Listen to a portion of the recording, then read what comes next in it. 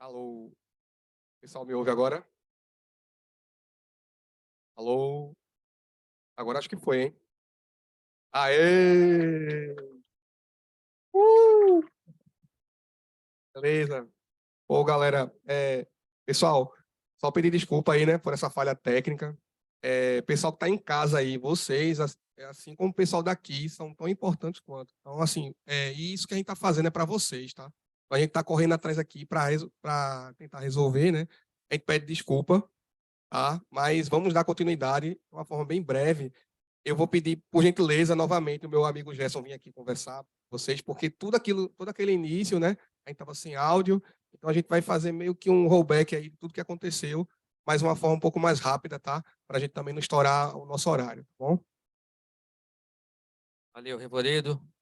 Bom, primeiro, pessoal presente, desculpa por repetir o que vocês ouviram, mas como o Revoredo falou, a gente entende que esse evento ele é essencialmente um evento remoto, então o pessoal que está em casa, para a gente, é tão importante quanto o pessoal que está aqui, e aquela fala inicial, de repente, contribui de alguma maneira. Então, paciência, né, e agradeço pela compreensão.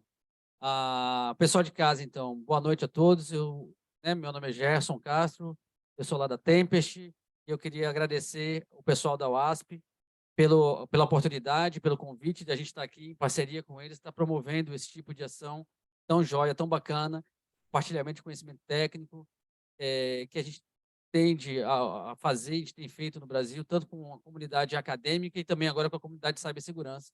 Começando aqui por Recife, né, onde a gente fez os primeiros testes, as primeiras edições do OASP Tempest Tech Session, que é um evento que a gente fez na Tempest especialmente para a turma da OASP, e que agora a gente está, em função dos resultados positivos, do retorno que a gente teve, feedback tão legal, a gente também está estendendo isso para outros capítulos aí do Brasil que a gente convidou para também poder fazer parte aqui. O pessoal aceitou e entendeu ser legal e acreditou aí nas ações e estão presentes. E é por isso que a gente está aqui retornando, mais uma vez pedindo desculpas também pelo erro, fugiu aí a nossa, totalmente o nosso controle aqui do uso da infraestrutura aqui, de videoconferência, mas conseguimos resolver. Enfim, nada que um bom reset, né, um bom reiniciar não resolva, e resolveu, e a gente pode então seguir.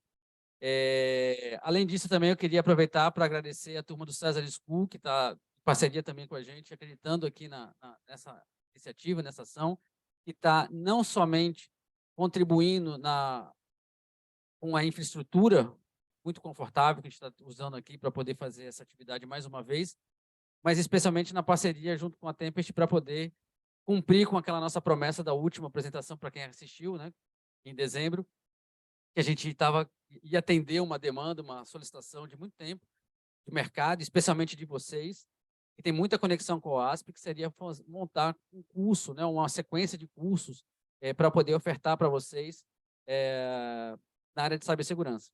Então, a gente montou um primeiro curso, já está montado, já está com inscrições abertas, que é um curso de pentest de segurança de aplicações web, né, e que se conecta totalmente com o propósito de ser da UASP, né, no sentido de segurança de aplicações, e que vai ser ministrado por um profissional da Tempest aqui, que é o Antônio Martins, que vai ser apresentado aqui no final. Vai ter um momento aqui que o pessoal no final da palestra vai falar, né, dedicado para isso, para poder explicar melhor o que é o curso e toda a sua estrutura, e também apresentar o nosso instrutor, que é um profissional da Tempest já de longa data.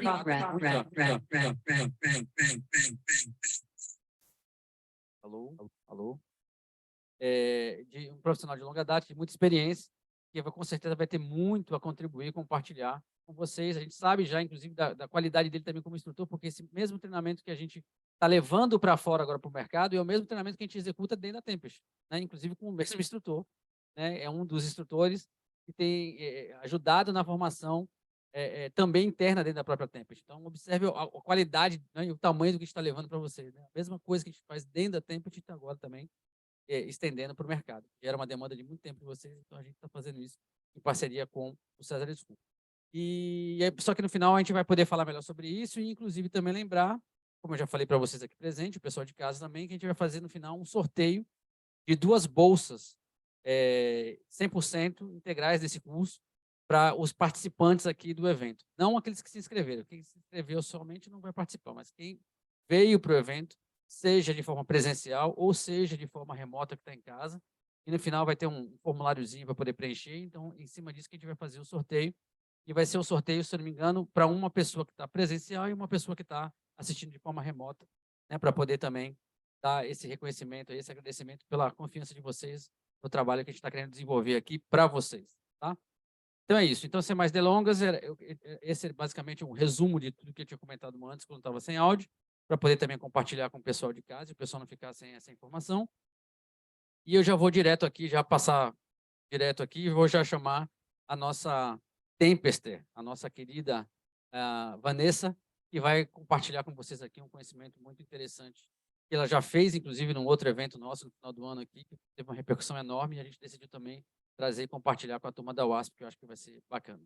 Vanessinha, é teu show. É nóis. Massa.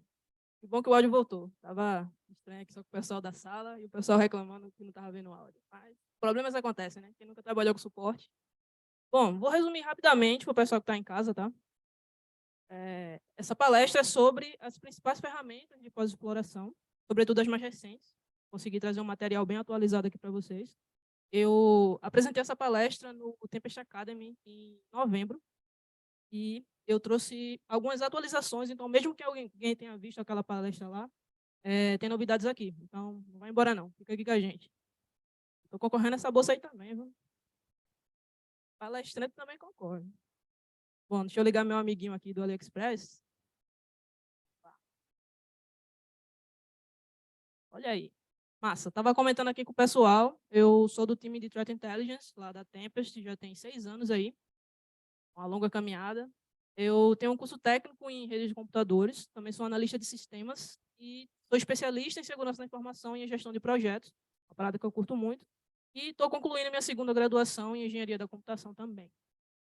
Rapidinho aqui sobre meus interesses, né? Cibersegurança, desenvolvimento web, comunicação e escrita criativa, como eu tinha falado, eu também sou poetisa, tenho um livro meu aí circulando. Curto muito astronomia, adoro conversar sobre buracos negros e estrelas aí do outro mundo. Bom, também jogo Call of Duty, como eu tinha falado, e adoro falar sobre robótica e futuros distópicos também. Meu filme favorito é o Exterminador do Futuro, estou logo entregando aí o jogo. Massa. Bom, essa aqui é a nossa agenda, os 5 principais tópicos que a gente vai estar vendo hoje. Conhecendo o inimigo, Cyber Kill Chain de ataque. Vamos ver também um pouco sobre as infraestruturas de comando e controle, as ferramentas de pós-exploração e algumas estratégias de hunting e detecção. Vamos começar? Está meio atrasado aqui, né? Bom, em cada abertura de capítulo, eu coloquei aqui umas frasezinhas lá do livro Arte da Guerra, então tem sempre uma conexãozinha, na minha cabeça faz sentido, então podem ler aí. Vamos ver lá, conhecendo o inimigo. Quem são os hackers, né? Quando a gente fala, né?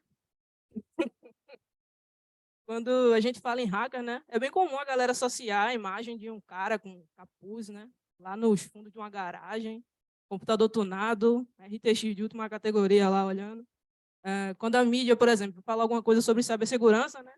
Terminal preto com letras verdes de padrão, a Matrix rolando, bifes robóticos, parada bem cinematográfica, né? Mr. Robert e tal. Bom, mas na realidade o inimigo, né, o adversário, ele pode ser qualquer pessoa. Ele pode ser um parente seu, colega de classe, colega de trabalho, por exemplo. Pode estar aqui nessa sala, né? Seu amigo aí do lado, olhe para ele. Você é um hacker, estou de olho em você. Pode ser, irmão, pode ser.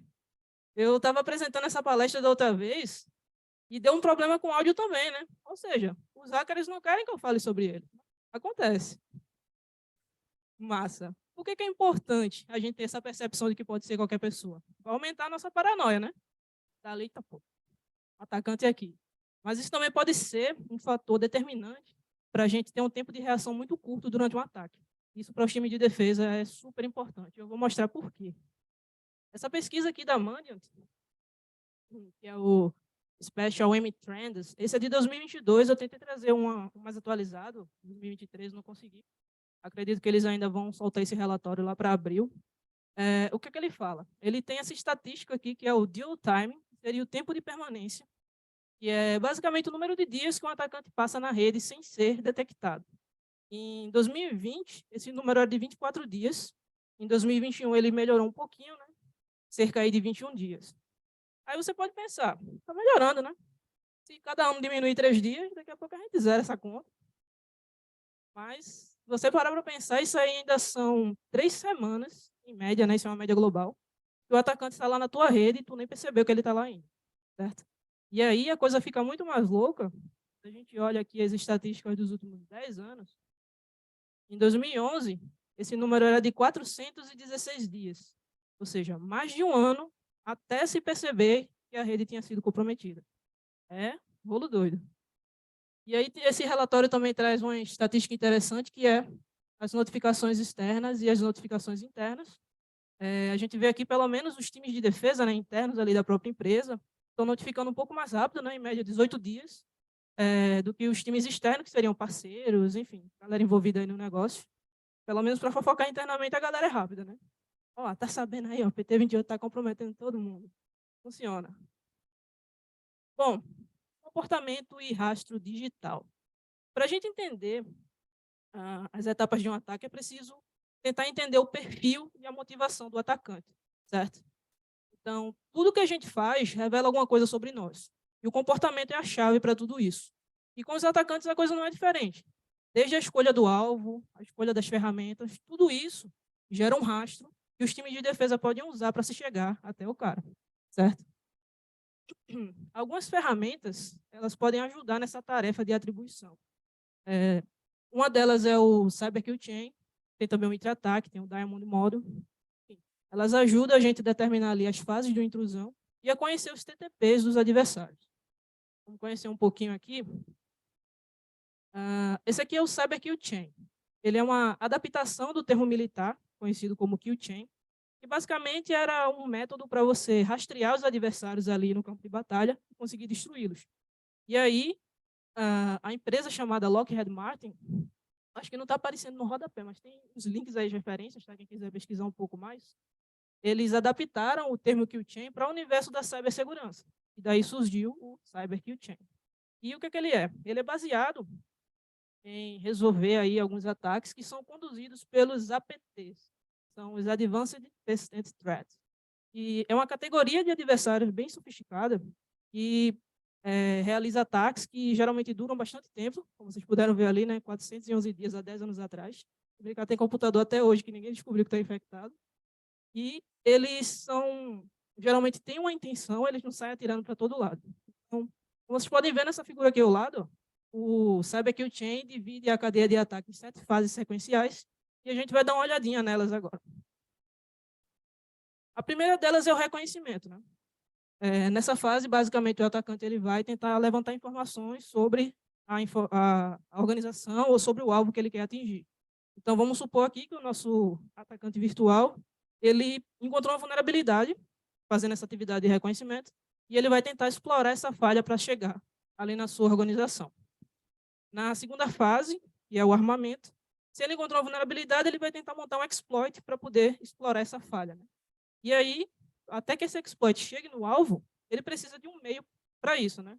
E aí que tem a fase de delivery, que é exatamente o que parece, é tentar enviar esse exploit para lá. Pode ser através de uma campanha de phishing, pode ser um contato na rede social, pode ser um formulário ali no site da própria organização, como a gente já viu, ou até, sei lá, um pendrive que o cara passou correndo na frente da empresa, jogou, sendo aquele dia que estava precisando para formatar um Windows, pegou o pendrive, espetou e já era. E aí chega a fase de exploitation, né? Ele vai testar se o exploit dele realmente funcionou. Se tiver êxito, aí ele vai conseguir entrar dentro da organização, né? Começa aí o acesso inicial. E aí, massa. Se ele for comprometendo várias máquinas, ele vai ter que pensar numa forma de manter a persistência lá, né? Porque, vamos supor, se a vítima ela conseguir mitigar aquela vulnerabilidade, ele vai perder o acesso que ele lutou tanto para conseguir. E aí, na fase de instalação, é que ele pode estar configurando uma persistência para conseguir se manter por mais tempo ali naquela máquina. E aí, à medida que ele for instalando várias persistências, ele vai ter que ter uma forma de gerenciar todas as máquinas que ele comprometeu até então, né? Imagina que o cara está com bastante tempo livre e está comprometendo muita gente. E aí que vem a fase de comando e controle, que é basicamente para gerenciar toda essa bagunça. E no final, actions e objectives, que é onde o cara vai executar o que ele tem de intenção, né? Se é hacktivismo, se é uma campanha de ciberespionagem, ou se ele só está querendo aí obter informações financeiras. Massa. E então, se a gente olha aqui nesse recorte, ó, essas 3 últimas fases representam a fase de pós-exploração. E a gente vai discutir um pouco mais lá na frente.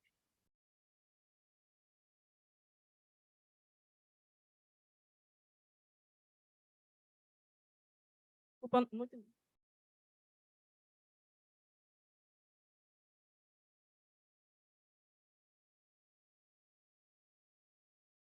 Provavelmente já é no final. Ele já executou tudo aquilo e passou 21 dias depois, entendeu? É uma média global. Massa. Outro framework bem legal é o Meteor Attack. Ele é bem conhecido, vocês já devem ter ouvido falar por aí. Ele foi criado pela Mitre, acho que em 2014, se não me engano. E ele é um acrônimo para táticas, técnicas e procedimentos ali de adversário, como você pode ver aqui embaixo. Ele é um conjunto de matrizes que relaciona os TTPs dos adversários com os grupos. E ele é dividido nesses 3 domínios aqui, que é o Enterprise, o Mobile e os dispositivos de controle industrial. Bom, vamos dar uma olhada aqui ó, na cara da matriz do Mitre. Essa é a matriz Enterprise. Como é que a gente interpreta aqui? Nessa parte de cima, a gente tem as táticas, que seria basicamente os objetivos que o adversário quer alcançar. Por exemplo, se ele quer alcançar a persistência, se ele quer alcançar a movimentação lateral, como está ali. E aqui embaixo, a gente tem as técnicas, que seriam as ações que o atacante precisa executar para se chegar até a tática. E aí, como é que a gente vê a parte dos procedimentos? Né?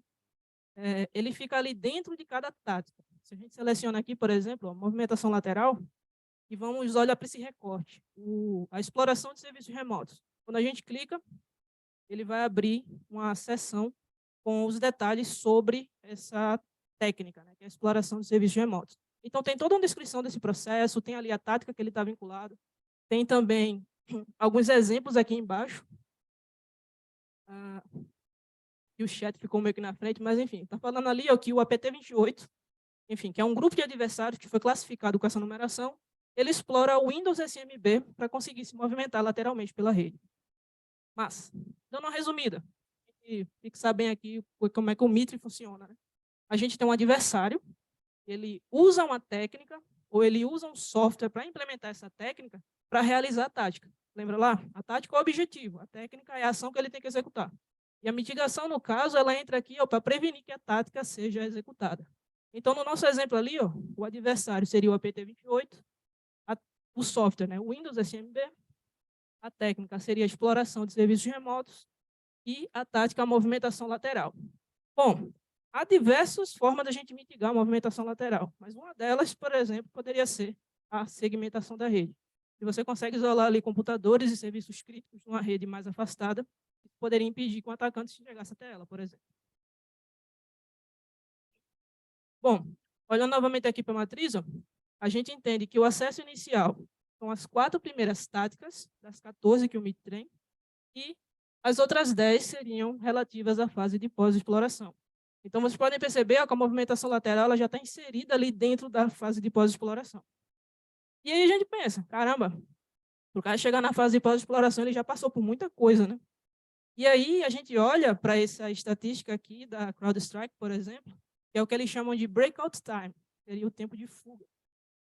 Segundo eles ali, ó, um adversário leva em média 1 hora e 24 minutos, que é esse 84 aí, para sair de uma máquina comprometida para outra dentro da rede. Aí você lembra daquela primeira estatística. Caramba, 21 dias em média para o cara ser detectado. E em menos de 2 horas ele já está na movimentação lateral. Meu amigo, o que ele não faz em 21 dias, né? O bagulho fica louco. Massa. Comando de controle. Deixa eu dar um golezinho aqui na água.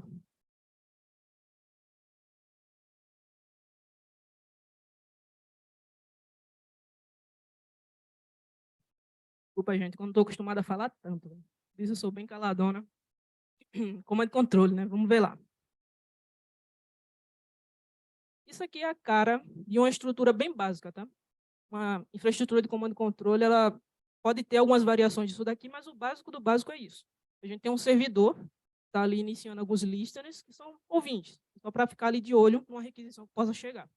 E aqui a gente tem os hosts comprometidos, que nele está sendo executado alguns agentes, e é por onde o atacante ele pode estar executando ações dentro da máquina comprometida, certo? Essa aqui seria a estrutura básica. E aí, para quem gosta de uns code, como eu gosto, dá para brincar um pouquinho com a estrutura, construindo uma estrutura bem simples de comando e controle. Por exemplo, eu estou instanciando ali um servidor, eu estou usando Node, tá? Mas você pode usar Python, enfim, tem a biblioteca request que dá para fazer isso aí sem problemas. E aí eu estou subindo um server ali, um ouvinte HTTP na porta 3001. E aí, ó, nessa funçãozinha aqui embaixo, rodas e controles, o que é que eu estou fazendo? Eu estou definindo ali para que toda requisição do tipo GET que chegar no barra do meu servidor, ele pegue algumas informações que estão no header da requisição, como, por exemplo, o IP, quem está acessando, e algumas informações do user agent. E aí eu salvo tudo isso aqui no JSON, whatever, e vamos ver a coisa funcionando. Eu usei o ngrok para deixar isso aqui acessível dentro da minha rede. Quem for me visitar, tenha cuidado que tem esse tipo de coisa rodando lá em casa. Aí, massa. O que está acontecendo aqui? Ó? Eu estou só adicionando uma tarefa no cron-tab do Linux e a cada 5 minutos ele faz um curl para o endereço do meu servidor. E aí ele executa esses dois comandos bem básicos aqui, que é o whoami e o hostname, só para pegar o nome e o usuário da máquina. E aqui são os logs chegando no servidor. Nova infecção. Pega a data, tem o usuário do computador. Novo acesso ali, ele pega também user agent. Se for mobile, se for, enfim, Linux, Windows. Essa seria mais ou menos a cara de um painel de controle de um malware, por exemplo. O atacante está lá vendo todo mundo que está caindo na armadilha dele, chegando esse tipo de log aqui. Quem quiser, depois desse código, eu posso estar subindo no meu GitHub, tá? Só para fins educacionais, tá, gente? Não trabalho com essas coisas, não. Massa. O motivo de estarmos aqui, né? Ferramentas de pós-exploração. Vamos lá. A mais conhecida é a Cobalt Strike. Você já deve ter ouvido falar, né? Ele é uma plataforma de simulação do comportamento do adversário. Ele é uma ferramenta legítima, tá? Ela foi desenvolvida para ajudar os times de defesa. Porém, o que aconteceu? A galera começou a distribuir versões craqueadas dela no underground e a galera do mal começou a usar ela também, certo? As features do Cobalt Strike elas vão muito mais além da pós-exploração, como vocês podem ver. Também dá para fazer a parte de reconhecimento, spear phishing, enfim, bastante coisa. E o bacana dela é essa questão aqui, ó, do C2 maleável, que permite que o atacante ele customize alguns perfis durante o ataque. Por exemplo, ele pode customizar o tráfego de rede, customizar a injeção de processo, quando ele está injetando um payload malicioso ali. E aí, tudo isso dificulta a detecção da atividade maliciosa da ferramenta ali no computador. Massa? O Cobalt Strike também tem um beacon, que é o agente dele. Lembra lá daquela estrutura? O beacon é o agente do Cobalt Strike. Ele é só um sinalizador. Uma DLL ali que ele usa para estar mandando comunicações entre a máquina infectada e o servidor. Massa. Quem quiser saber um pouco mais sobre o Cobalt Strike, esse QR Code leva esse artigo que o meu time produziu, o CTI lá da Tempest, que fala um pouco sobre a estrutura. Super recomendo a leitura. Quem for escanear, eu posso também estar mandando a URL depois para vocês. Massa. Outra ferramenta bem interessante é o Sliver. Ele é mais recente, tá? Ele foi lançado aí em 2019 por pesquisadores da Bishop Fox. Ele é uma ferramenta de pós-exploração multiplataforma, desenvolvida em Go, e dá para gerar alguns payloads customizados com ele. Tipo um shellcode, pode gerar um arquivo executável, tudo isso para estar sendo executado dentro da máquina infectada. As principais features do Sliver incluem a injeção de processos. Isso é bastante comum. Inclusive, dá para a gente conseguir detectar essa ferramenta. Eu vou comentar um pouco mais lá na frente. E também, ele utiliza o utilitário PSExec para movimentação lateral. Tem uma porrada de malware usando isso aí também para se movimentar pela rede. Bom, olhando ali aquela figura, a gente pode ver a estrutura do Sliver. É bem parecido com a infraestrutura que eu tinha mostrado antes, né? Só que está maximizada aí, né? A gente tem ali, ó, operadores de multiplataforma, tanto operando ali no Linux quanto no macOS.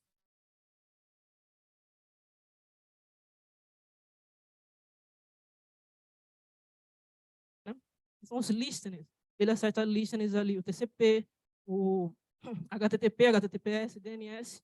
E o massa dele é que entre o operador e o servidor, ele aceita o MTLS, que é o TLS mútuo. Quem não conhece, dá uma pesquisada que é bem interessante. Ele requer que tanto o cliente quanto o servidor chequem seus certificados digitais antes de estabelecer a conexão. Isso aí gera uma camada a mais de segurança. Massa. Como eu falei ali, injeção de processos do Sliver. Essa é a cara dele. Terminal preto com letras verdes, como sempre. E aí, ó, nessa pesquisa aqui da Microsoft, eles disseram que tem muitos atores, muitos adversários que estão usando o Sleeve em ataques, né, em substituição até em conjunto com o Combat Strike, principalmente aqueles relacionados a gangues de Ransom as a Service, né, que tem afiliados e tal, tem um grupo central, e também atores de estados-nação. Então, fica aí, ó, tem algumas referências aqui para quem quiser também dar uma olhada depois. Outra ferramenta massa, Brute Ratel. Essa daqui é top, velho. Foi lançada ali no final de 2020 pelo pesquisador Chetan Nayak. E as funcionalidades dela vão desde simples varreduras até a movimentação lateral, escalação de privilégios, dá para fazer bastante coisa. Dá para automatizar algumas atividades também e manter a persistência na máquina. Para usar o Brute Ratel, tem que pagar uma licença ali de $2.500. Então, é um pouco salgado, né? E aí o que a galera fez? Começou a distribuir versão craqueada dele também. Fogo, meu amigo. E aí eu tenho esse print aqui, que é de um fórum aí, bem mal frequentado no underground, que a galera tá distribuindo aí, ó. Tem o link ali do Mega, ó. Versão craqueada do Brute Ratel, meu amigo. Enfim. É quem quer, né, não? Thaís é perigosa, cuidado com ela, né? Massa. O que mais, ó? Nessa pesquisa aqui, ó, da United 34, da Palo Alto Networks, eles fizeram um teste com uma amostra do Brute Ratel lá no VirusTotal. Quem não conhece, você pode estar testando ali alguns arquivos, URLs, para ver se é malicioso ou não. Tem uma gama de antivírus dentro da plataforma que fazem esses testes. E eles viram que a amostra do Brute Ratel deu praticamente zero. E é o objetivo dele, né? Ele foi projetado para não ser detectado. Então, está cumprindo aí sua função. E aí, ó,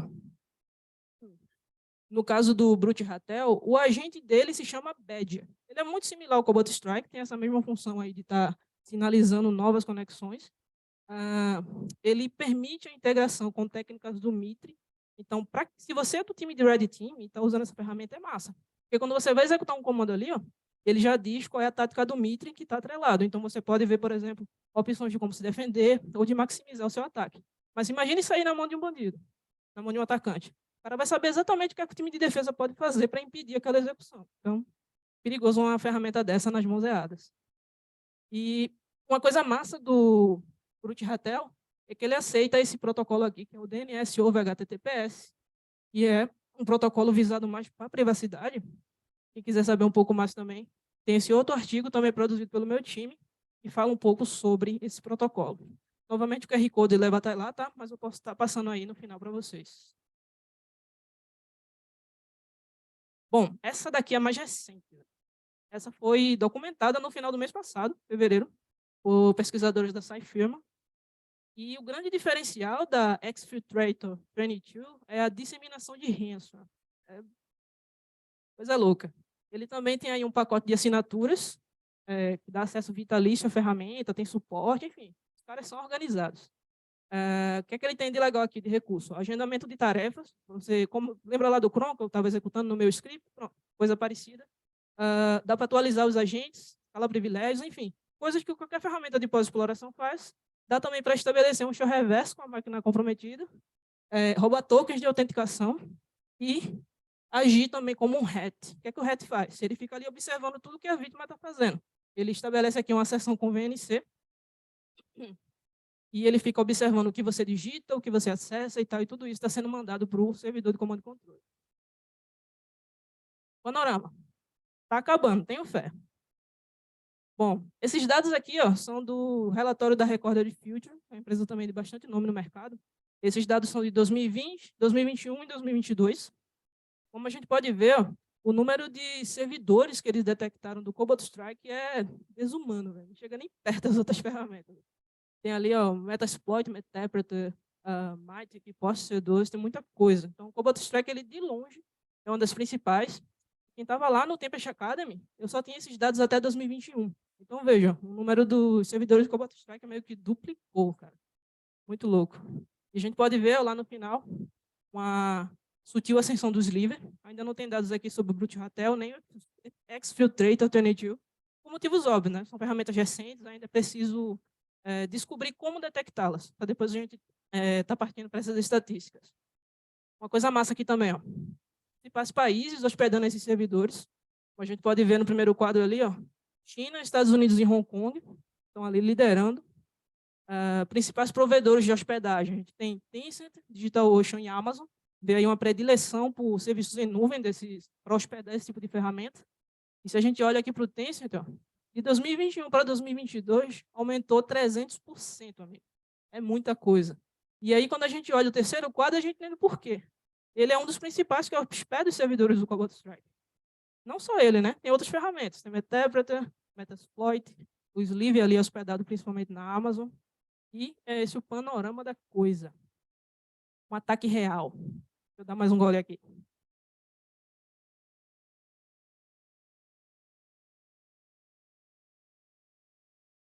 Off-topic aqui, eu vi um vídeo no Instagram.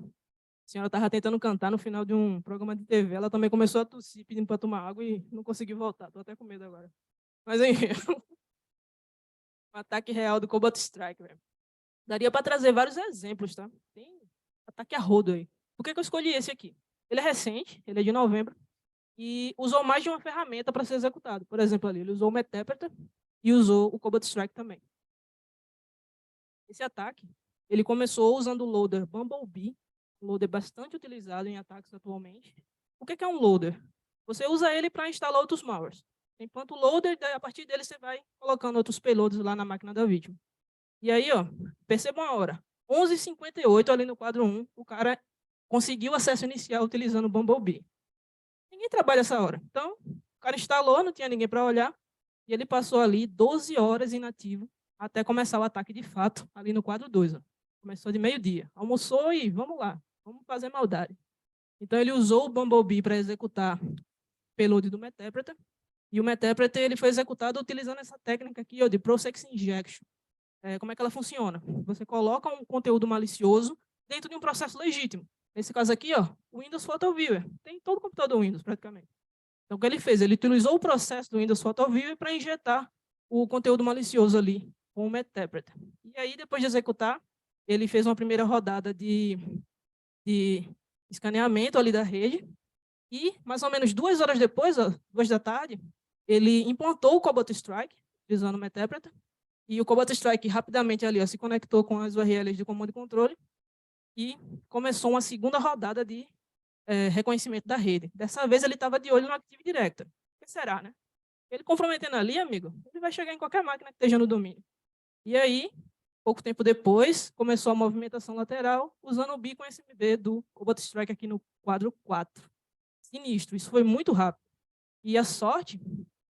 pesquisadores dizem que se não tivessem interrompido essa galera, eles teriam implantado um payload de ransom nessa máquina. Por sorte, eles conseguiram identificar ali o ataque e conseguiram interromper. E outra coisa massa nesse ataque é que eles usaram essa vulnerabilidade aqui, que é altamente crítica, tem um CVSS 10 de 10, que é a Zero Logon, que permite justamente escalar privilégios no Active Directory. Então, os caras estavam certos do que iam fazer. A sorte é que conseguiram interromper esse ataque. Bom, vamos lá para a última parte. Hunting e detecção. É difícil conseguir detectar essas ferramentas, mas tem algumas estratégias que a gente pode estar utilizando aí. Bom, uma delas é utilizando esses fingerprints aqui que são gerados com uma ferramenta chamada JAR. O que o JAR faz? Ele é utilizado geralmente para detectar servidor malicioso na internet. Com ele, você consegue enviar um pacote TLS client para um servidor de destino e analisa os atributos da resposta. Nessa resposta, ela pode ter dados de SO, pode ter biblioteca que está instalada no servidor, e a partir disso ele gera um hash único, como vocês podem ver ali, que identifica aquele servidor. Então, a galera costuma, né, principalmente a comunidade, costuma compartilhar esse tipo de informação para a gente poder estar detectando. Então, esse pesquisador aqui, ó, Mike Kozawara, ele disse que esse Java Fingerprint em específico dá para detectar servidor do Sliver lá no Shodan. E esse outro aqui embaixo, ó, dá para detectar também servidor do Sliver na ferramenta chamada Sense. E também é bem parecida com o Shodan, que são buscadores IoT. Quem não conhece, dá uma forçada aí que vale a pena. Essa aqui é a cara do Shodan, para quem nunca viu. Também dá para buscar diretamente pelo produto lá. Ó. Lembra que o Cobalt Strike ele é uma ferramenta legítima, né? Então, dá para buscar ali por produto. No caso ali, eu busquei por Beacon. E olha só, 1.600 resultados em vários países. Novamente, ó, China, Estados Unidos e Hong Kong ali no top 3. Então, aquele relatório lá está condizente com a realidade. E outra forma aqui, para detectar o Brute Ratel nesse caso, ó, esse hash HTML também geraria. Aí perceba a diferença. Cobalt Strike, 1000 detecções. Brute Ratel, 11. É uma ferramenta recente, tá ligado? Tem que estudar ainda para saber outras formas de estar detectando ela. Outra forma também que dá para detectar o Cobalt Strike é com o padrão do número do emissor no certificado que é usado no servidor. Aqui à direita, ó, se o atacante não modificou essas informações, se ele estiver assistindo, ele já vai modificar, dá para buscar por esse certificado e conseguir achar aí também o servidor. E outro certificado também que dá para buscar é apenas no padrão de emissor do certificado que é usado quando você configura um perfil maleável, por exemplo. Você usa esse certificado aqui de baixo para poder customizar ali algumas fases do ataque. Massa. E agora, para fechar, a gente falou em detectar servidor, né? Mas como é que eu sei que a minha máquina está infectada com uma ferramenta dessa, por exemplo? Você pode estar monitorando ali ó, processos e binários do sistema operacional. Quem nunca viu o conceito de low bin ou low bad, dá uma procurada aí que vale a pena. E ali, ó, para ver se sua máquina está com sliver, por exemplo. Isso vale também para os times de defesa, tá? Por exemplo, o sliver, ele usa esse binário, e é do, se não me engano, é do gerenciador de conexões do Windows, esse CMSTP, para fazer o bypass do User Account Control lá no Windows. Por que ele faz isso? Porque ele quer escalar privilégios. Esse User Account Control tem lá informações de todos os usuários e os privilégios que ele tem. Então, se ele compromete isso daí, ele consegue, por exemplo, chegar ao privilégio de administrador. Outra ferramenta que ele usa é o Mimikatz, para fazer o dump de memória lá no processo do Security Authority Subsystem, e também dá para pegar credenciais do usuário. Ele faz a descoberta de rede usando o PowerShell, então ele bota lá PowerShell, um determinado comando, para conseguir estar fazendo essa verificação. E também usa esses dois utilitários aqui, que é o net.exe e o netltest, para obter informações do Active Directory. E, como eu tinha falado lá no início, para movimentação lateral, ele usa o PSExec. E para o Cobalt Strike, dá para monitorar a criação de pipes com o Sysmon. Sysmon software, tá? E o que são pipes? Eles são seções de memória compartilhada e o Cobalt Strike usa para fazer a comunicação entre os beacons. Por exemplo, ele está com o beacon DNS, aí quer alcançar a movimentação lateral, ele vai migrar para o beacon SMB, então ele abre um pipe no sistema e compartilha essa informação entre beacons. Então, se vocês observarem, essa regex aqui começa com MSSE, traço, tem 4 dígitos de 0 a 9, tracinho server. Se você conseguir detectar esse processo com o seu Sysmon, amigo, chama o SAMU que a sua máquina está com o Cobalt Strike e já está na movimentação lateral na tua rede. Então, é isso aí. E massa, galera. Esse QR Code aqui vai para o meu LinkedIn, quem quiser manter contato, tirar algumas dúvidas depois também. E é isso. E ouçam o Saber Morning Call, tá? É o nosso produto também, o podcast da Tempest, para falar sobre cibersegurança. É isso. Valeu!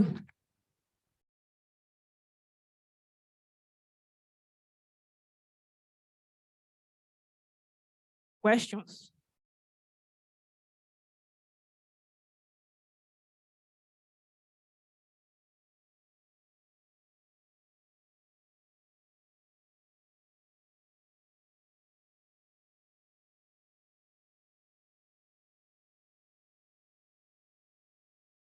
Consigo. Tem algum analista? Não sei quem é, a pessoa não quer se identificar. Eu também sou analista, tá? Vamos lá. Você já identificou threat actors brasileiros usando ferramentas de pós-exploração? Se sim, quais? Então, é difícil saber se os caras são brasileiros ou não. Tem vários ataques, mas é provável que sim. São ferramentas usadas em todo o mundo. Se a gente for olhar, por exemplo, ali servidores lá no Shodan, certamente tem uma certa numeração no Brasil. Então, acredito que sim. E se fosse chutar um, Cobalt Strike, com certeza o cara está usando. Essas mais recentes eu não saberia dizer. Vamos ver outra pergunta aqui. Estão interessados aí na ferramenta, pelo jeito. Vamos lá. Analista de novo. Seu job diário, você já esbarrou com threat actors usando o protocolo Quick nas ferramentas? Então, irmão, sinceramente, eu nunca ouvi falar desse protocolo, desculpa. Não consigo saber de tudo, mas é isso, nunca ouvi falar desse protocolo. O que mais? O que mais?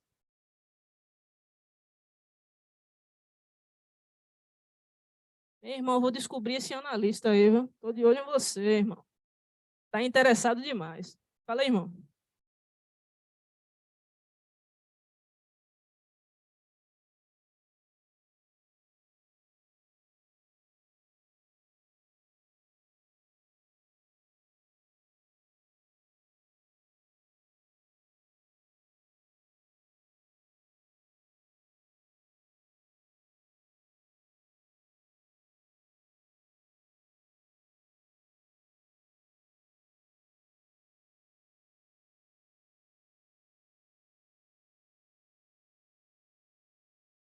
Não, eu particularmente nunca me deparei, mas eu já li sobre esse cara, realmente é sinistro, né? Tanto aí que a gente está vendo cada vez mais a inteligência artificial entrando aí na vida das pessoas, né? ChatGPT está aí para isso. Realmente é um caso a se pensar, mas eu particularmente nunca vi. Nunca vi assim, um ataque rolando nesse sentido.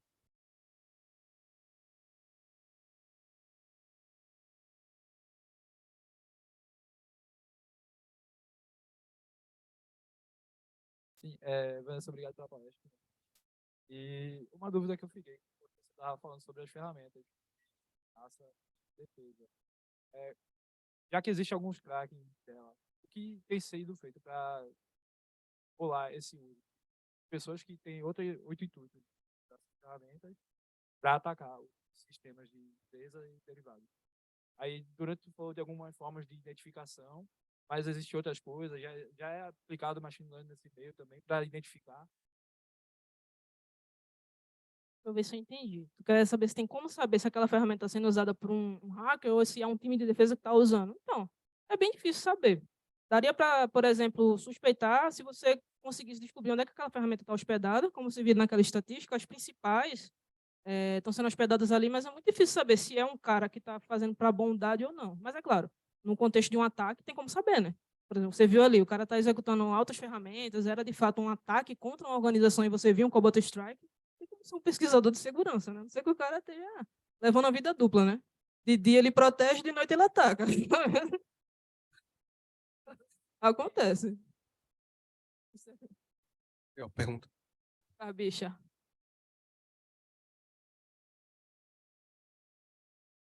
É, meu amigo.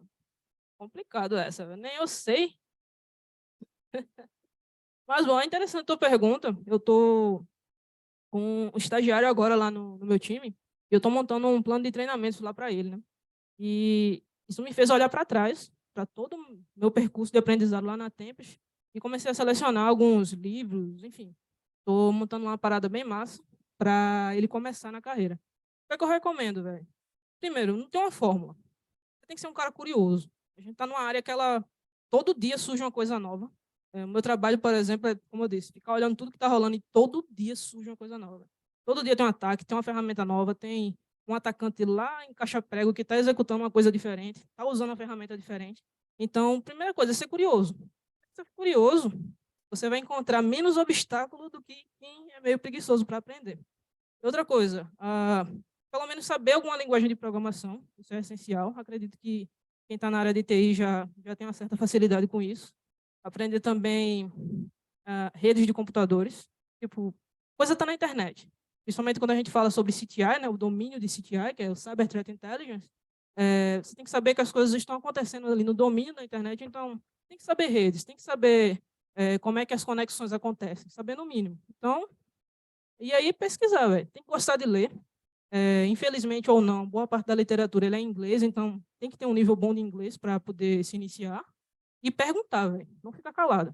É o que eu digo para os meninos lá quando começam a chegar para trabalhar comigo, velho. Pergunta. Não guarda dúvida, não. Guarda conhecimento, dúvida nunca. Mas é isso. É.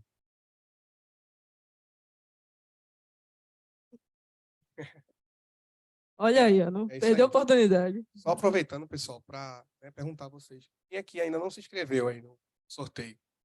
Porque para concorrer aí aos brindes do sorteio, tem que chegar nesse QR Code aí, tá? Fazer o cadastro.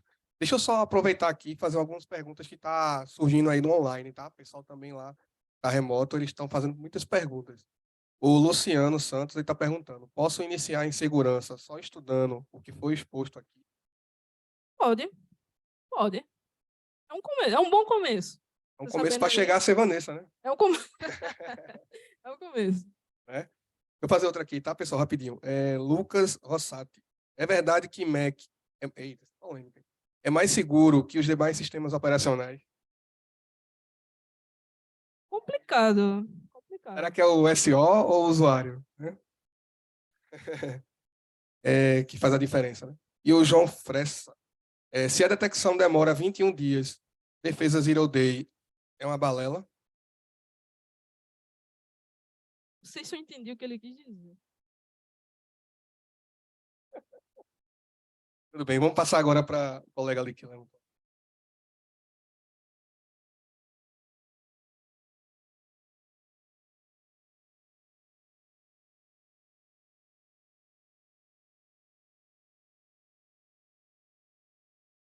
Bom, o fato dele estar usando a VPN, talvez a gente não consiga identificar ali o acesso em si, né? Mas o provedor da hospedagem ele não vai mudar se você está usando a VPN ou não.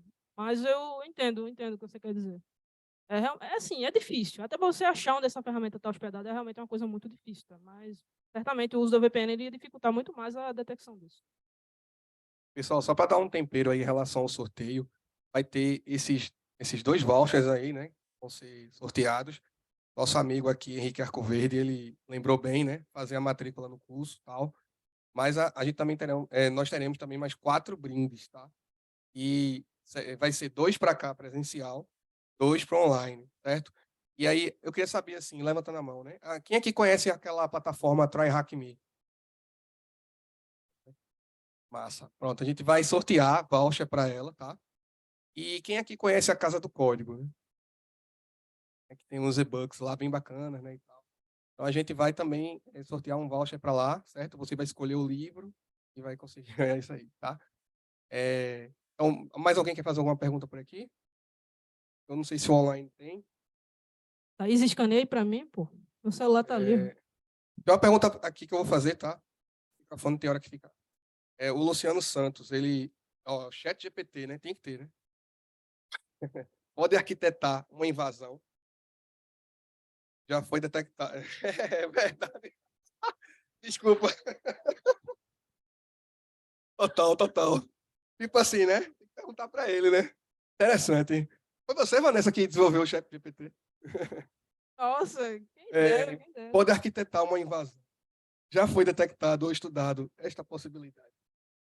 Então, eu escrevi um pequeno artigo, acho que tem 2 ou 3 semanas mais ou menos, falando sobre alguns ataques, algum uso malicioso, digamos assim, do chat GPT.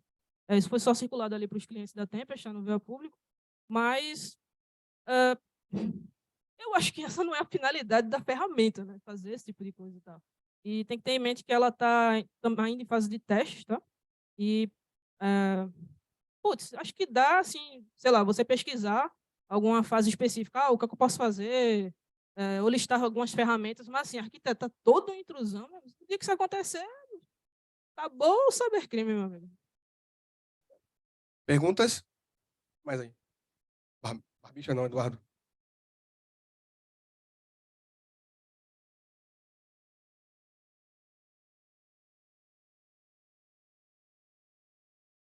Então, eu, como profissional, não consigo te dizer isso, porque, sei lá, eu imagino que seja uma tarefa da galera que trabalha com resposta a incidente, por exemplo. E ali investigar, tentar achar ali, determinar as etapas da intrusão. Eu, pelo menos no meu job rate aqui da Tempest, eu realmente nunca cheguei a executar essa parte. Assim, identificar, o cara está aqui, o que é que a gente faz para barrar? Mas assim, dependendo do tipo de ataque, né? Desliga o computador, tira o tipo, puxa o cabo de rede e depois a gente vê o que faz. Perguntas?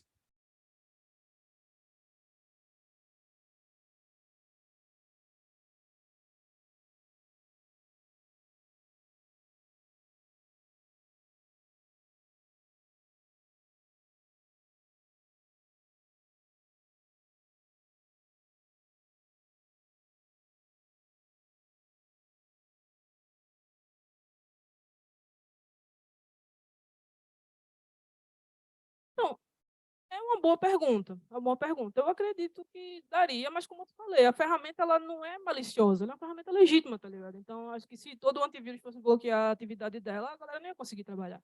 Mas acredito que daria sim. Daria sim, por exemplo, aquele padrão de certificado, né, que você fala lá no começo. Acho que acredito que seria nenhum problema para modificar isso daí, não.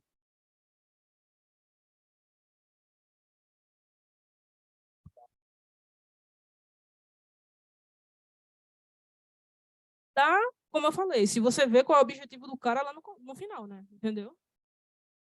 No começo não dá para saber, tá executando, mas assim, a priori, putz, se tá rodando na tua máquina, sei lá, tu é o funcionário de alguma empresa e de repente tu detectou a ferramenta lá e não tem ninguém de Red Team, por exemplo, utilizando ela, cara, só pode ser alguém de fora. Então, paciência.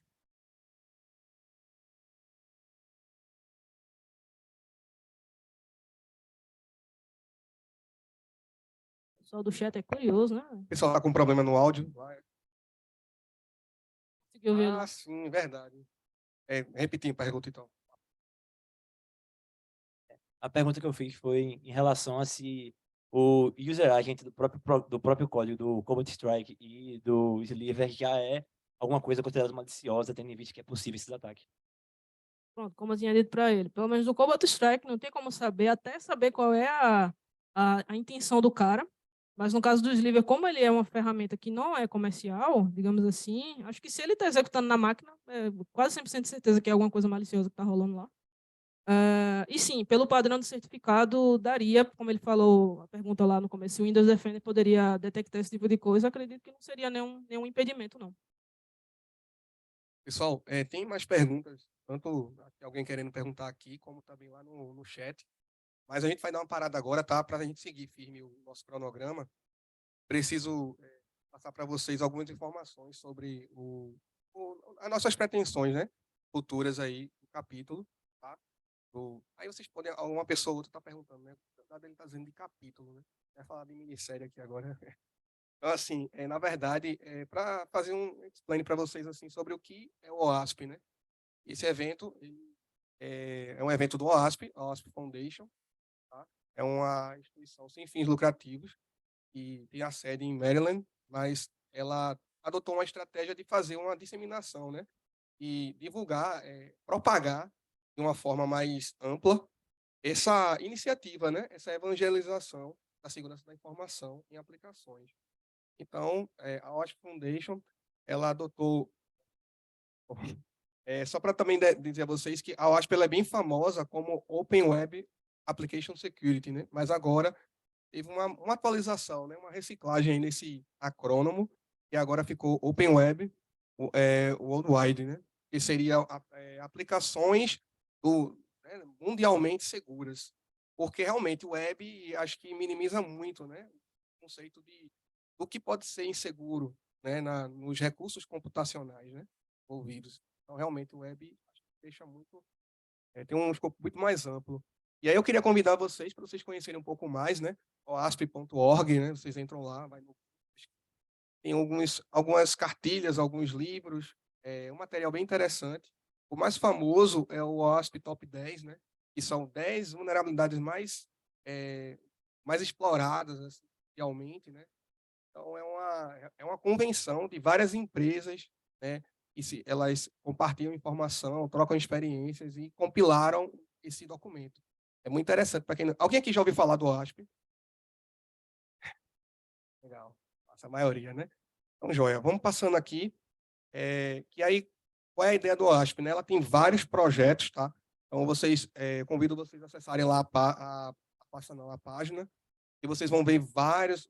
Você imaginar, assim, por exemplo, um projeto sobre vulnerabilidades na área de IoT. Tem lá um documento, tá? E muitas vezes esse projeto está em desenvolvimento. Então, se você é um cara muito engajado na área de segurança e quer colaborar, quer contribuir, essa é a vibe do OASP, porque o OASP é sem fins lucrativos e ela quer cada vez mais aumentar, enriquecer essa comunidade. Tem alguns amigos, assim, alguns colegas que também conduzem o OASP aqui no Brasil, né, que a gente vai ver que o OASP ela faz isso, ela tem a estratégia de fazer por capítulos. Capítulos é uma regional do OASP em vários lugares do mundo. Então, tem o OASP Recife, tem o OASP Londres, tem todos os lugares no mundo aí, tá? Aqui são alguns exemplos de projetos do OASP, tá? Vocês podem dar uma olhada. IoT, várias áreas aí, Cloud Computing. Vai ter algum projeto sobre isso daí. Pode avançar. E aí, para dar um roadmap aí bem breve, assim, de como o OASP está atuando no mundo, né? Então, cada pontinho vermelho desse é um capítulo. E o nosso está aqui, né? O OASP Recife aqui. E pode avançar novamente. A gente está agora com assim, bastante expressivo aí o OASP Brasil no mundo, né? A gente tem 20 capítulos ativos. Então, a gente está num hype bem legal aí. E meus amigos aí, se estiverem assistindo, né? O OASP Belém, tem o Kleber, tem um pessoal aí, né? O Eduardo Natal, tem um pessoal que a gente sempre colabora, troca informações para cada vez fortalecer mais ainda, né? E aí uma coisa que Gerson falou que é bem interessante, né? O Tech Session não é exclusividade do OASP Recife. O Tech Session também vai ter seus episódios né, em outros OASPs também, outras regionais, como de Natal, em Belém, em uns capítulos aqui. E eu convido vocês para acessarem também e olhar o material dos caras, que é bem legal. Inclusive, ontem eu mandei lá no grupo, né? Quem está aqui no grupo do OASP, do WhatsApp? A maioria. Lá a gente sempre vai trocando informações, aí eu coloquei lá o link, estava acontecendo uma live lá do pessoal de Natal. Então, isso é bem legal. Avançar aí. Pronto, aí agora, né? É uma novidade do capítulo, coloquei esses boy bonito aí, né? Para vocês verem aí que assim, como a gente tá, né? A gente tá melhorando bastante aí, tá conseguindo ter mais público, tal. Também uma ajuda da Tempest, né? Nisso daí.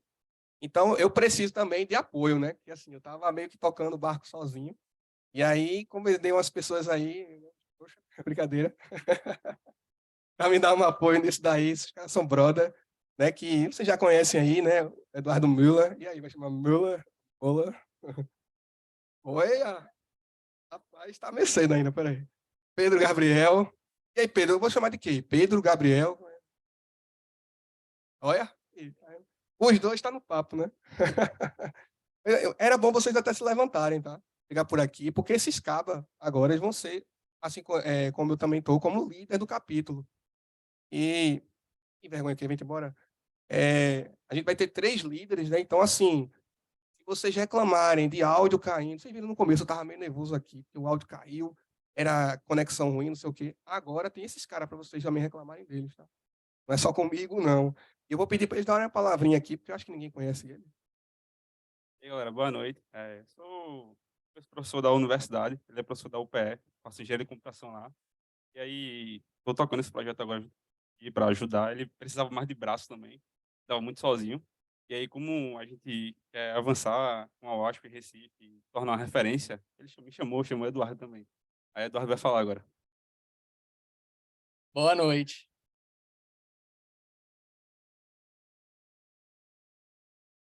Eu falo um pouquinho para o Eduardo, ele formou lá na UPE também, engenharia de computação. Eu tô aqui junto.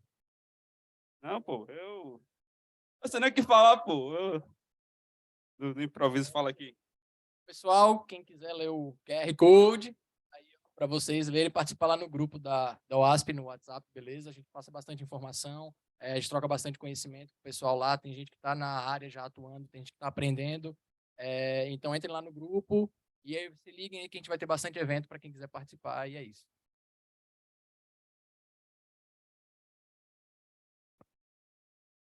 Esse agora, chama o professor.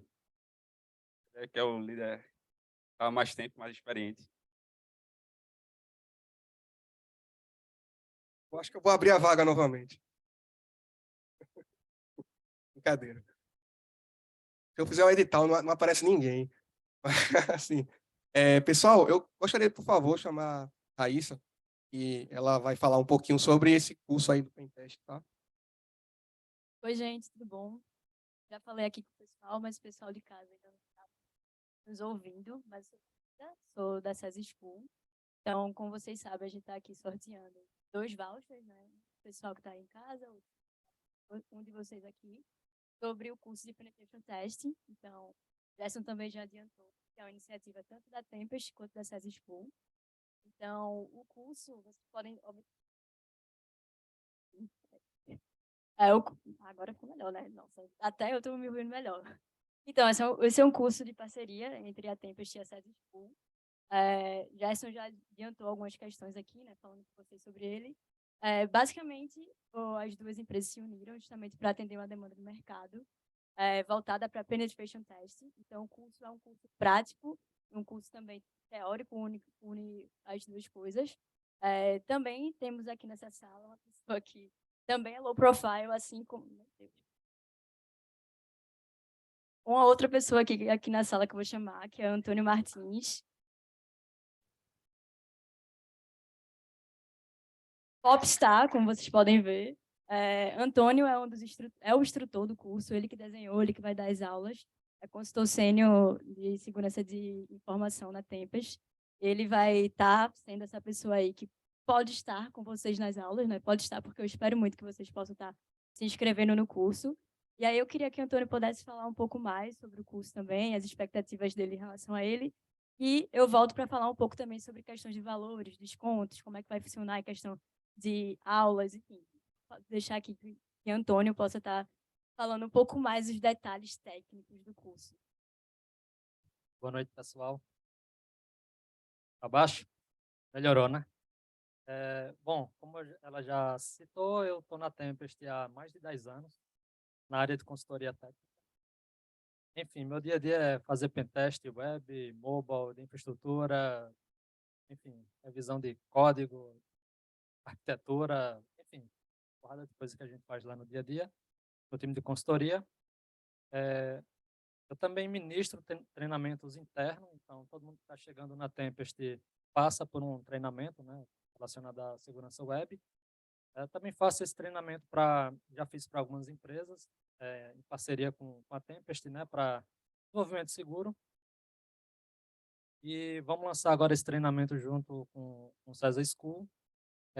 O objetivo, a Tempest tem um problema, digamos assim, que é encontrar profissionais de segurança, né? Tem. Simplesmente não tem.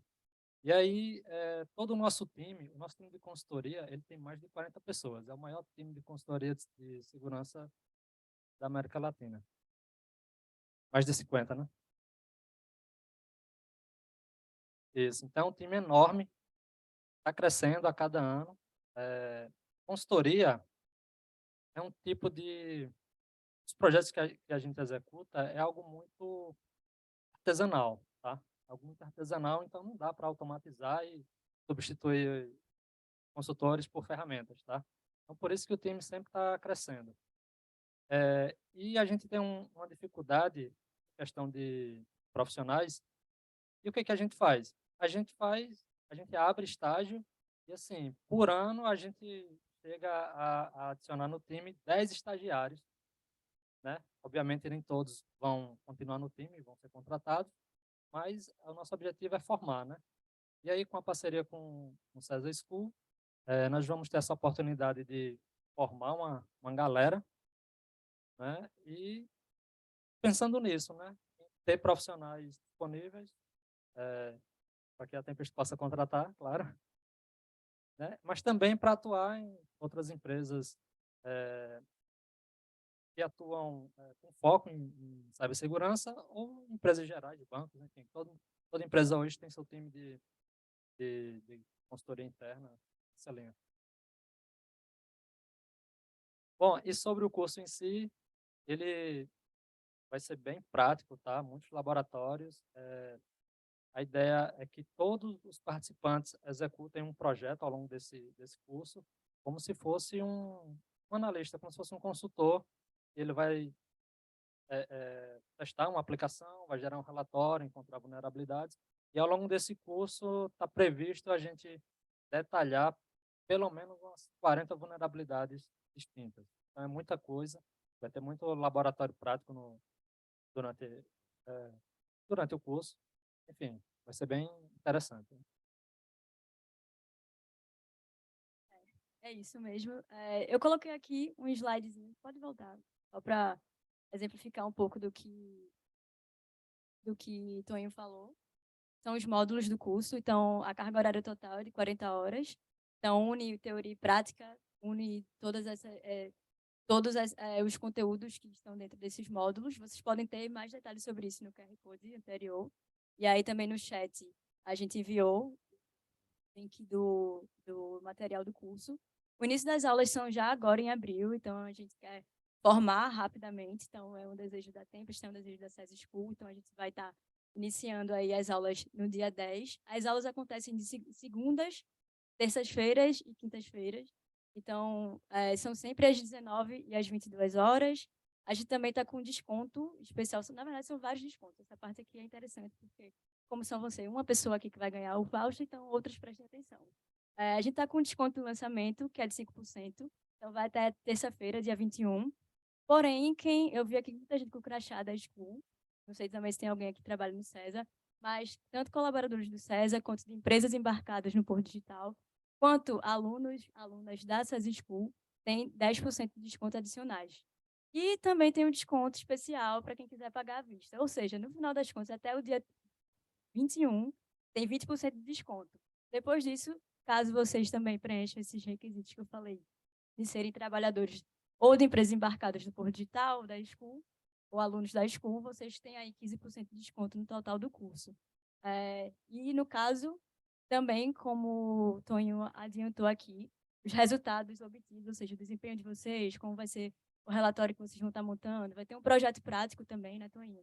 Então, juntando tudo isso, os resultados de vocês podem levar à oportunidade de emprego tanto na Tempest quanto no ecossistema da Tempest também e da SES School. Então, é um ótimo curso. Eu acredito, assim, a gente está muito feliz por estar lançando ele.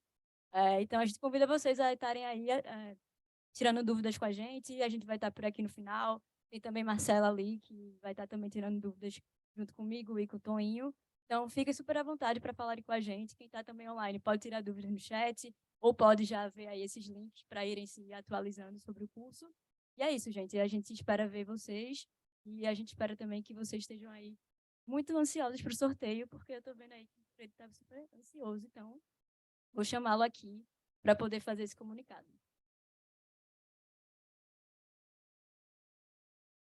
Aí perguntaram aqui, 6 funcionários da Tempest têm desconto, aí é Toninho que pode dizer com toda certeza, tem que conversar com ele.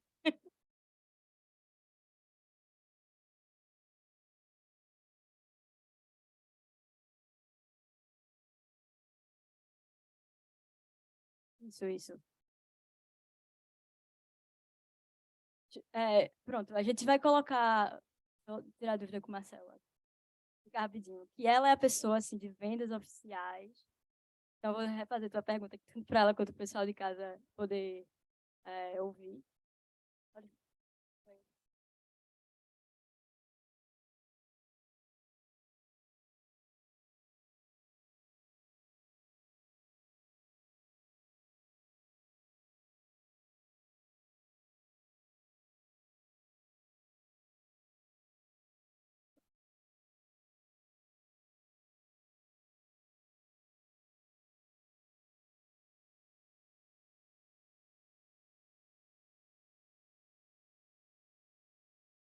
Só para eu pegar a pergunta dele e responder aqui.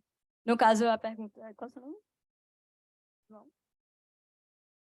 João perguntou aqui sobre como é que pode comprovar que você é alguma dessas pessoas que comentei, né? Estudante da SES School, colaborador do Porto Digital, de empresas embarcadas no Porto Digital. No caso, vocês podem estar falando com a gente por esses links mesmo, que estão sendo divulgados, que a gente vai fazer um voucher especial para essas pessoas. Então, a partir disso, vocês conseguem estar com esse cupom acumulativo. Começa no dia 10, os horários são das 19 às 22 horas e vão acontecer segundas, terças e quintas. Então, do dia 10 até o dia 9, dia 10 de abril até o dia 9 de maio, vocês vão ter aulas. Então, vão ser todas as semanas. Não vão ser semanas alternadas, não, semanas seguidas de aula.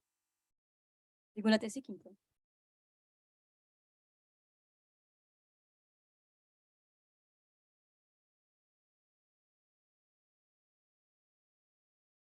Eu devia perguntar assim, né? O pessoal da Tempest pode concorrer ao voucher, à bolsa? Brincadeira. Então, assim, pessoal, a gente vai começar os sorteios agora, né? Quem tá com fome aí? O bom é que tem cofre para todo mundo, o que não vai ter é brinde, beleza? Mas, assim, só para perguntar também, todo mundo conseguiu fazer inscrição de boa? Tem umas pessoas que estavam se queixando do QR Code e tal, mas aí vai dar mais uns 2 minutinhos, vou estar falando aqui algumas coisas, e aí vocês vão se inscrevendo, tá? Só para também deixar bem... Oi? Mandaram no grupo, né? Eu também mandei aqui, tá? Então não tem desculpa mais, né? Quem não entrou ainda no grupo do ASP Recife, lá no WhatsApp, pega com o coleguinha aí o link, tá? E ganha um brinde também. Vamos deixar só aqui um pouquinho, o pessoal ir se inscrevendo, né? Quem não fez, tá? No sorteio. Uma coisa importante para deixar claro para vocês, assim, que a OASP Foundation, como eu disse, né? Ela é uma organização sem fins lucrativos. Né? Então, tem todos uns critérios, assim, para que outras empresas se envolvam com ela. Mas, claro, né? É a mesma toada, né? A OASP, ela está querendo trazer força nesse mercado de segurança da informação, especificamente. Então, é muito interessante para ela ter essas parcerias firmadas. Então, assim, a gente está aqui divulgando, né, o curso do César, tem a Tempest aqui também fornecendo seus profissionais. Isso é uma grande parceria.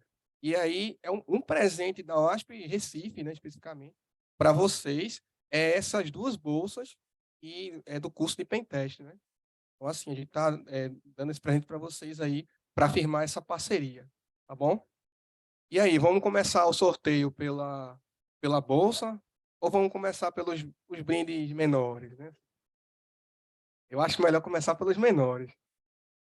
Que aí o cara ganha a bolsa, vai-se embora, ainda vai... né? Aí, ó, é verdade. Eu penso da mesma maneira, bicho. Vou para um negócio, tem que ter coffee break.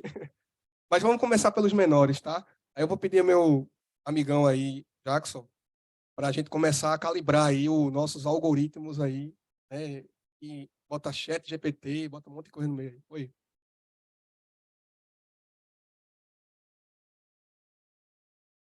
Quem ganhou um sorteio vai poder ganhar os outros? Excelente pergunta, né? E aí, hein?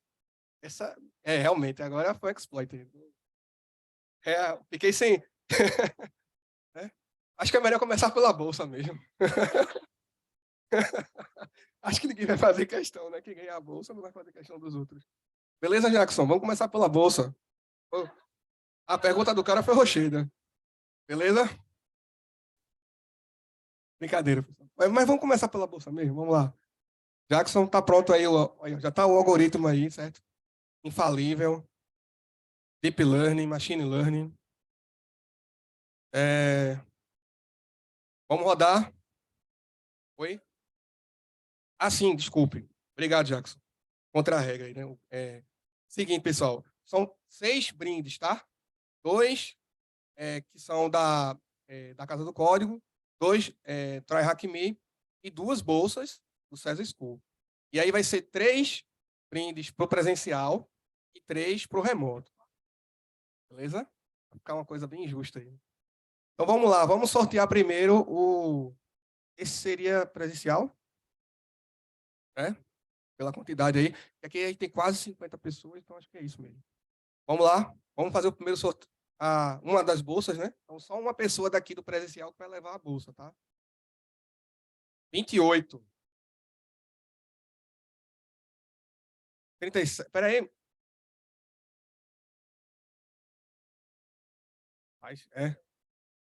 Aí o pessoal vai questionar essas urnas. Espera aí. 37, foi?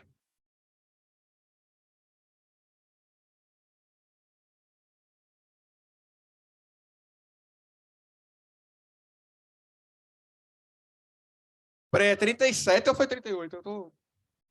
37, né? Então, pessoal, é aquela pegadinha do Excel, né? Tipo,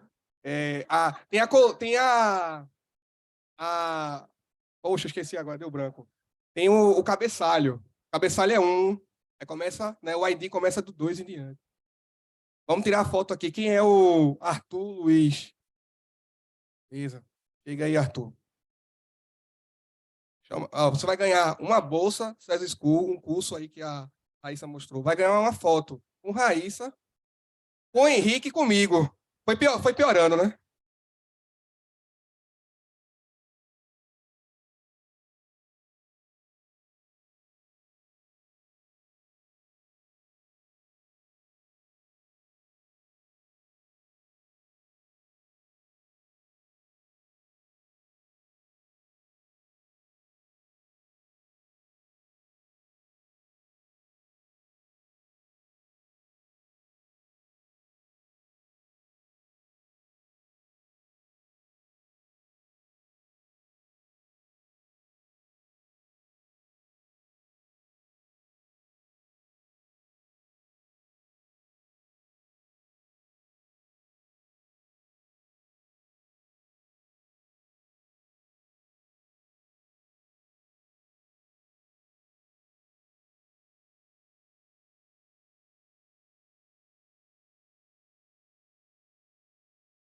O cara quer cancelar o processo eleitoral aqui, diga aí. Diga aí. É o quê?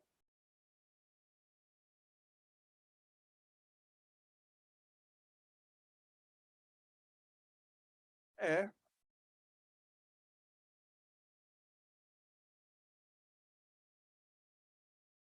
É do César?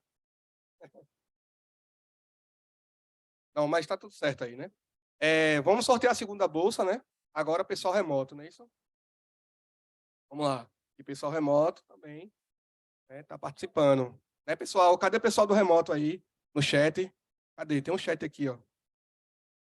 Vamos lá. Vamos sortear. Sorteou o número?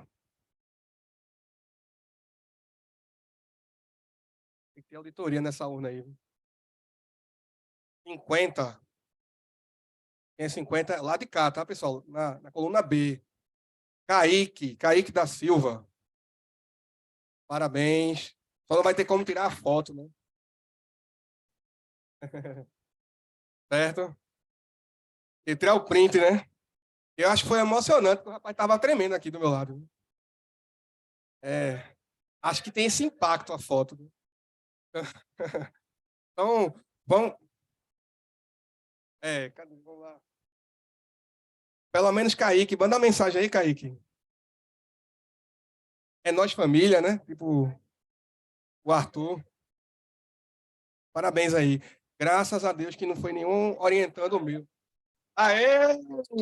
Valeu, Kaique. Manda de novo para tirar selfie. Que massa, velho. Parabéns aí. Ainda bem que não foi nenhum orientando o meu que tirou essa bolsa aí. Vamos continuar agora, né?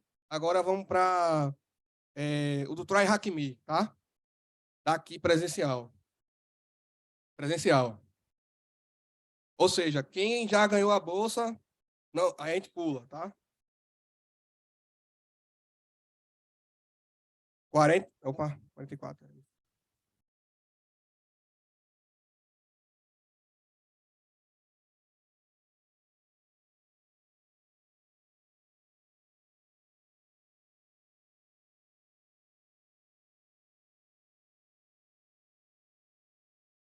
Rapaz, foi ao vivo agora, não tem nem o que.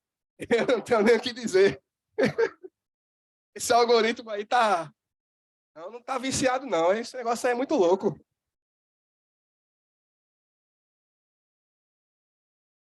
Roda de novo. Roda de novo. 11. E aí? Quem tem boa memória aí? 11. Jorge Alexandre. Tem a foto, não é?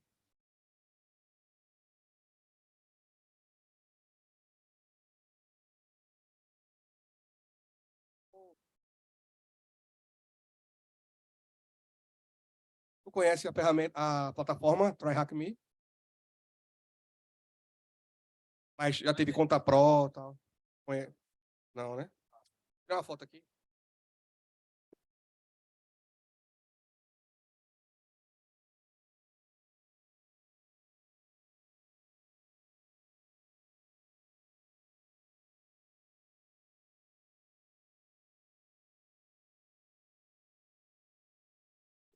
Continuando, agora remoto, tá? Outro voucher do TryHackMe. Vamos ver se esse algoritmo não vai passar vergonha. Vamos lá.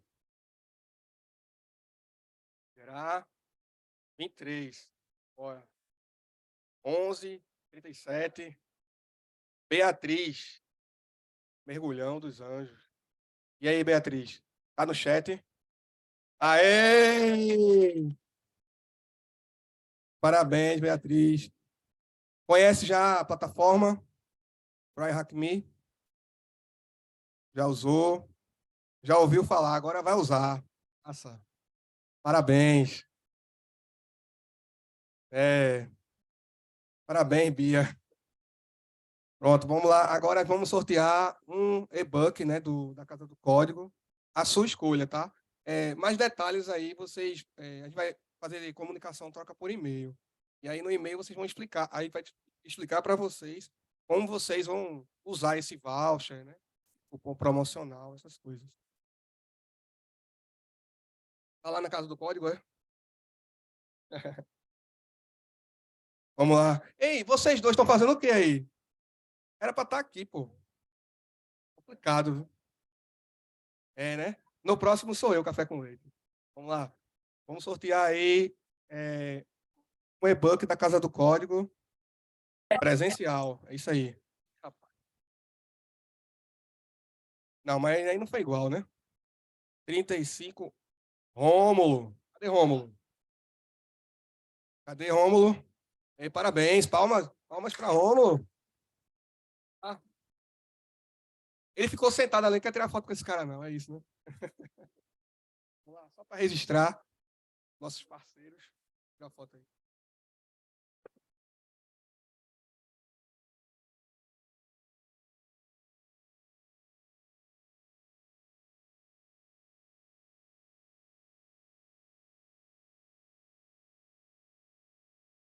Aí você vai poder escolher o livro, tá? Vamos para o remoto agora, para finalizar e todo mundo off break, né? Mais um livro da Casa do Código.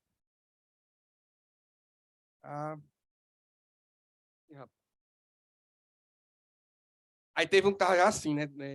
Dividido por 37. Vamos lá. Não vale não, professora. Professora Carla. Professora Carla ganhou o livro aí. Ela está no chat. Professora, está por aí? Não. Eu vou pular. Não, eu falo com ela. Ela estava na minha banca do meu doutorado. Como eu já defendi, aí beleza. Tá gravando isso, né? Roda de novo aí, roda de novo.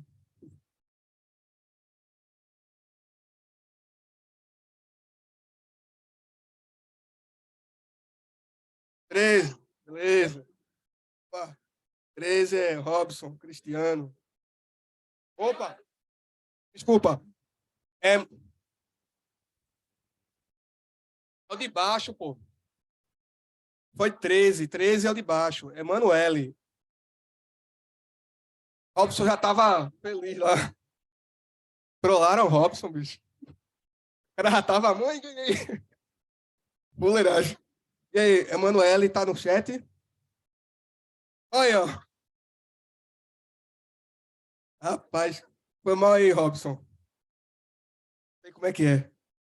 Beleza, parabéns, Emanuele. Tá aí, né? Ela falou, né? Beleza. Aí a gente vai trocar um e-mail para explicar, tá? Como é que vai fazer essa aquisição. Então, acho que é isso, né? Mais uma vez agradecer a vocês, tá? Pela presença de todos. Foi muito massa.